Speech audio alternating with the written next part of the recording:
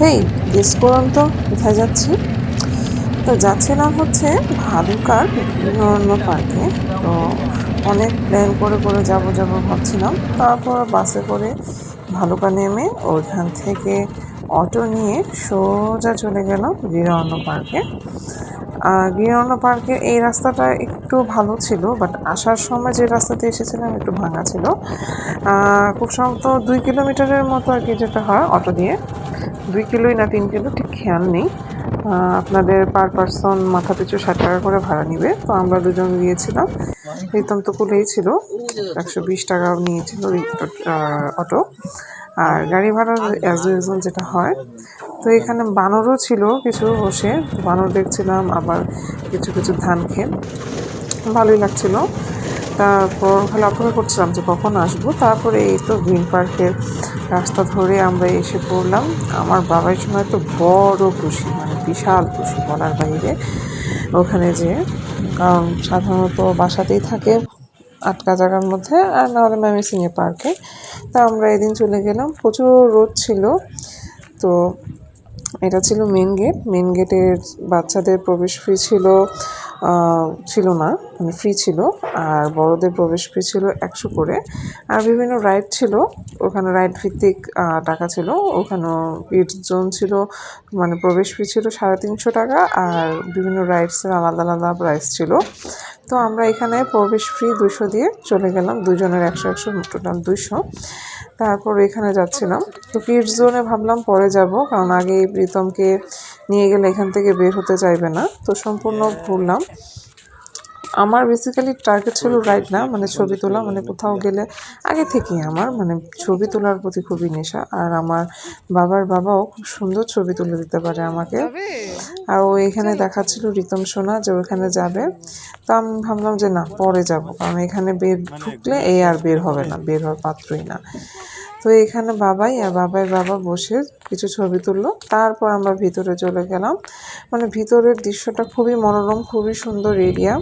মানে ময়মনসিংহের কাছাকাছি যদি কেউ যেতে চাও, ভালুকার এই গিররণ্য পার্ক রিসোর্টটায় যেতে পারো। তো এখানে এসে তো আমার বাবাই বলছিল গোল্ড ফিশ দেখি, ফিশ।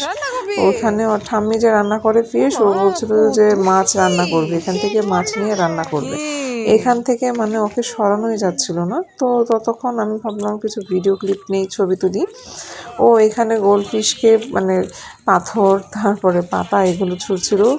ওই ছোড়া দেখে মাছগুলো ওর এদিকে আসছিল তাড়াতাড়ি করে। মানে আমার বাবাই শোনা খুশিতেই আমার খুশি। এই যে ওইখানে পাতা কুড়াচ্ছে আর এখানে সমানে দিচ্ছে, আর মাছগুলো খাবার ভেবে খালি বারবার এখানে আসছে। মানে আমার পুচকু সোনা যে এত চঞ্চল, মানে বলার বাইরে। সারাক্ষণ খালি দুষ্টামি আর দুষ্টামি, মানে নন স্টপ। এখান থেকে মানে নিতেই পারছিলাম না, ভিতরেই যাচ্ছিল না, মানে এটা দেখে এখানেই থাকবে। তারপর ওকে কোনো মতো এখান থেকে নিয়ে গেলাম, ভিতর দিকে গেলাম। আমি সামনের দিকে চলে গিয়েছিলাম, ওই যে ওখানে দাঁড়িয়ে কান্না করছে যে না, এখান থেকেও যাবে না। ওইখানে স্টিল দাঁড়ায় ছিল, মানে প্রচণ্ড জিদিও আবার। তাই আমি বললাম যে বাবা ভিতরে আসো, ওখানে আমরা পরে যাব। অনেক বুঝিয়ে শুনিয়ে কোকা বলতে আর কি, ও কোককে বুঝে কোকের রূপ দেখে ওকে বহুত কষ্টে, অনেক কষ্টে এখান থেকে নিয়ে গেলাম। তারপর এখানে যে ওইখানে হাঁটে হেঁটে আসছিল। তারপর এখান থেকে রিসোর্টের ভিতর দিকে আমরা চলে গেলাম। এই সাইডে বিভিন্ন ফুল ছিল, ডালিয়া ফুল। আর রিসোর্টের সুইমিং পুলগুলো ছিল, আর ছোট ছোট মিটিংস রুম, রেস্টুরেন্ট টাইপ এখানে ছিল। এই যে এটা হচ্ছে এখানে রেস্টুরেন্ট টাইপ। তো আমরা যখন সকালে গিয়েছিলাম এখনও ওপেন হয়নি, আমরা ক্যাফে থেকে নাস্তা করেছিলাম।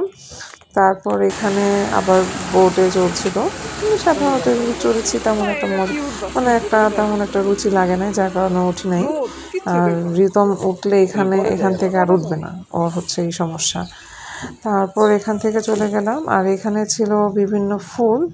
ভাবছিলাম একটা ফুল নিব, কিন্তু ওখানে লেখা ছিল যে একটা ফুল ছিঁড়লে নাকি 2000 টাকা জরিমানা, যার কারণে আর ছিঁড়ার সাহস পাইনি।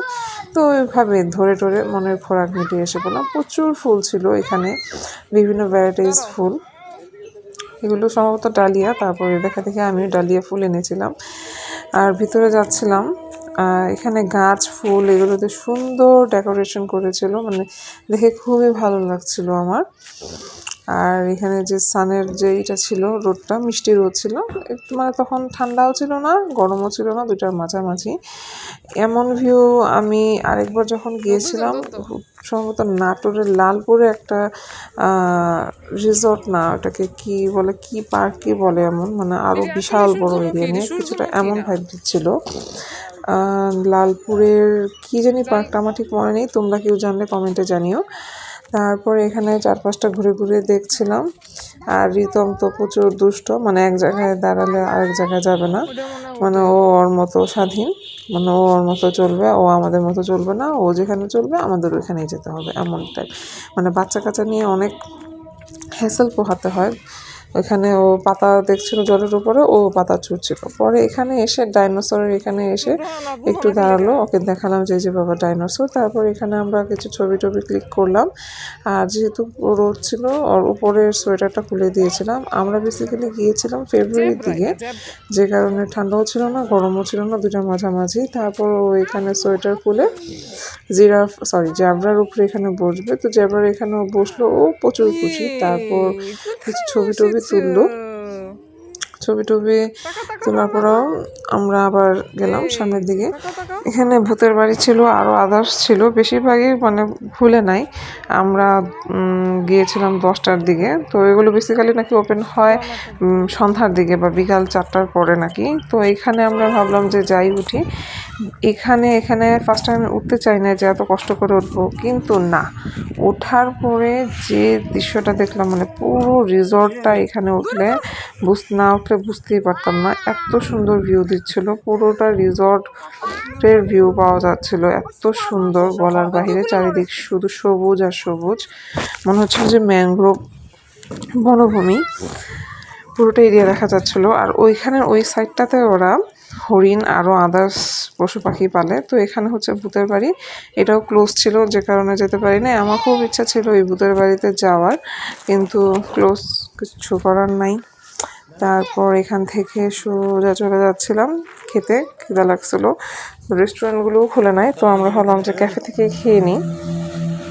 তো এখানে রিতম দেখছিল যে স্পিড বোটগুলো যাচ্ছিল।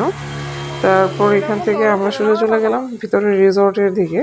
রিসর্টের ছবিগুলো তুললাম, খুবই সুন্দর, কিছুটা সাজেকের ভাইব দিচ্ছিল, কারণ রুমগুলো ছিল কাঠের, বা সাজেক বা কক্সবাজার যেটাই বলা যায়। তো এখানে কাঠের সবগুলো রুমই ছিল কাঠের তৈরি, মানে এত সুন্দর এরিয়া বলার বাহিরে, কেউ না গেলে বুঝবে না। তো এখানে ছিল রাইডগুলো। এই জায়গাতে রিতম আয়সা আমার মুডটাকে নষ্ট করে দিচ্ছে, কারণ হচ্ছে ও এখানে আয়সা মানে বলতেছে জামা কাপড় খুলবে, মানে আমার এত রাগ উঠছে বলার বাহিরে। তারপর এখানে আমরা রাইডে উঠেছিলাম, বাট ক্লিপ নেওয়া হয় নাই, যেহেতু একসাথে উঠেছিলাম ভিডিও করার লুক নাই। এই যে ওইখানে যেহেতু খুলে ফেলছে, একটু পরে যাওয়াবেন দুইটাই। তো ক্যাফে থেকে আমরা অর্ডার করেছিলাম মুরগি খিচুড়ি, চিকেন খিচুড়ি, তো ভালোই ছিল। চিকেন খিচুড়ি খুব বেসিক্যালি নিয়েছিল 180 টাকা। তারপর এদিকে আসলাম কিডস জোনে। তো কিডস জোনের ভিতরে যখন খেলা করছিল, তখন আর মানে এনার্জি হয় নাই যে ভিডিও এগুলো করার। তারপরে আমরা ভাবলাম যে চলে যাই, তখন খুব সম্ভবত 12টা, 12:30 এমন বেজেছিল। তা আমরা ভেবেছিলাম যে হয়তো অনেক ঘুরতে ঘুরতে রাত হয়ে যাবে, কিন্তু না, আমরা দুপুর 2টার দিকে আবার ময়মনসিংহ ব্যাক করে চলে গিয়েছিলাম। ওইখানে গিয়ে রেস্টুরেন্টে দুপুরে লাঞ্চটা করেছিলাম। বাবা বলেছিল এখানে খেতে, বাট আমার ভালো লাগেনি, যে বললাম যেহেতু আমরা ময়মনসিংহে তাড়াতাড়ি ব্যাক করতে পারবো, তো ওখানে যাই খাই। আর এই যে এখান থেকে আমার গুট্টু সোনা এখানে বসে জল খাচ্ছিল আর ভিউর মজা নিচ্ছিল। তোমরা সবাই যেতে পারো গ্রিন পার্কে, গিরণ্য পার্কে, ময়মনসিংহের দূরেও না বেশি, আবার কাছেও না, মাঝামাঝি গেলে সবাই মজা পাবা। তো then tata bye bye, see you, দেখা হবে আমার নেক্সট আরেকটা ব্লগে। আর আমার পেজটাকে সবাই লাইক, ফলো এবং শেয়ার করে দিও। Then tata bye bye, see you, by.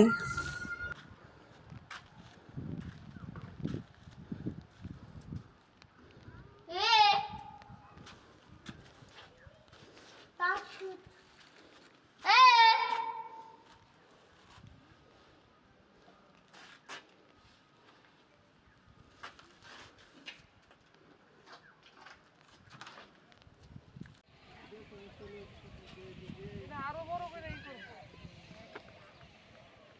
মোবাইলটা এত ভিতর দিকে নেওয়ার লাগে গাঁতে পড়ে গেলে বাই চান্স কিন্তু কইলে আরো শয়তানি করো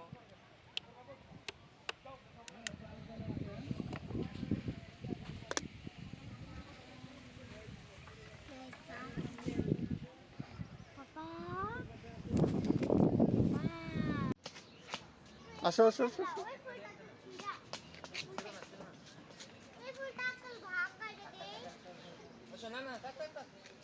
আসো